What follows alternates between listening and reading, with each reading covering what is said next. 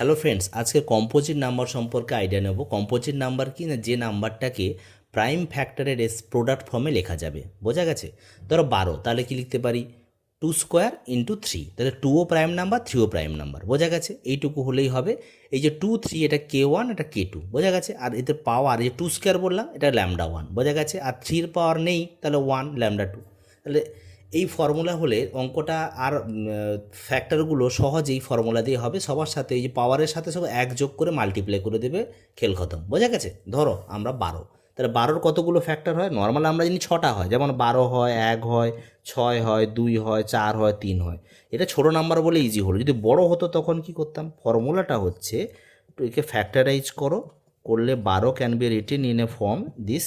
তাহলে number of factors হবে এই পাওয়ারটা যা আছে 2 1 করে দেয়, এর পাওয়ার 1 + 1, তাহলে 3 × 2 দ্যাট ইজ 6। বোঝা গেছে? এই